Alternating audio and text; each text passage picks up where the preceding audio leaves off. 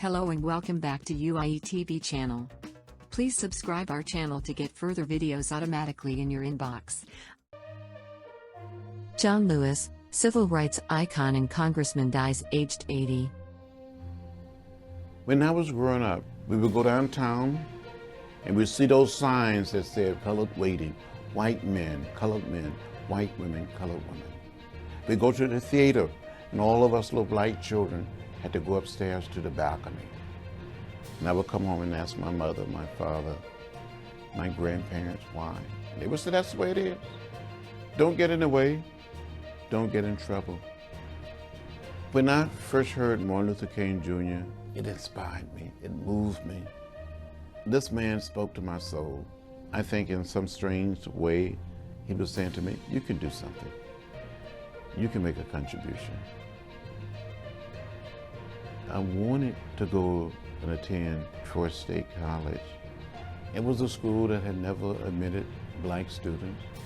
So I wrote a letter to Martin Luther King Jr. and told him I needed his help. He wrote me back and sent me a round-trip Greyhound bus ticket and invited me to come to Montgomery to meet with him. So in March of 1958, by this time I'm 18 years old, and I saw Martin Luther King Jr. standing behind a desk. I was so scared. And Dr. King spoke up and said, "Are you John Lewis? Are you the boy from Troy?" And from that day on, he started calling me the boy from Troy. We became friends. The first arrest for me occurred in Nashville.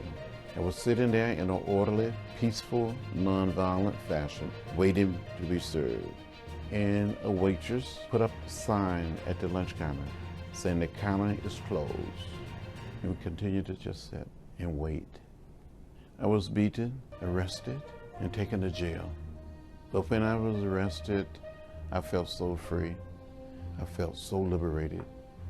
You arrest me, you beat me, you throw me in jail. Well, what else can you do to me? You kill me. But Dr. King said, it is better to die a physical death than to die a spiritual or psychological death. On the morning of August 28, 1963, when it was my time to speak, looking out over that crowd, I saw hundreds and thousands of young people, fresh from the jails of the South, fresh from the struggle, the front line, there. And when it was my time to speak, I spoke. I did my best. When the march was all over, when Dr. King had finished speaking, we all were invited to come down to the White House and to meet with President Kennedy. He was like a proud father. He was saying, you did a good job, you did a good job.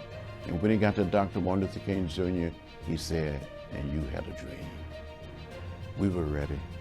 We were prepared to go back to the American South and fight the good fight and to never, ever give up. John Lewis, civil rights icon and congressman, dies aged 80. Representative John Lewis, a leader in the civil rights movement and later U.S. congressman, has died at the age of 80. Lewis was one of the Big Six civil rights leaders, which included Martin Luther King Jr., and helped organize the historic 1963 March on Washington. As a congressman, he was a Georgia Democrat and represented an area which covered most of its capital, Atlanta. In December 2019, Lewis announced that he had been diagnosed with stage 4 pancreatic cancer.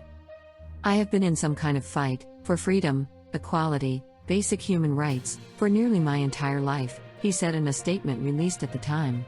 "I have never faced a fight quite like the one I have now." During the civil rights movement, Lewis was one of the founders of the Student Nonviolent Coordinating Committee, SNCC, and then became its chairman from 1963 to 1966. He co-organized and spoke at the March on Washington for Jobs and Freedom, the rally at which Dr. King delivered his historic I Have a Dream speech. Lewis was the last surviving speaker from the march. Democratic Speaker of the House Nancy Pelosi confirmed Lewis's death in a statement posted on her website and on social media. She wrote that Lewis was a titan of the civil rights movement whose goodness, faith and bravery transformed our nation, and that as a congressman he was revered and beloved on both sides of the aisle and both sides of the Capitol. Every day of John Lewis's life was dedicated to bringing freedom and justice to all, she said. As he declared 57 years ago during the March on Washington, standing in the shadow of the Lincoln Memorial, our minds, souls, and hearts cannot rest until freedom and justice exist for all the people.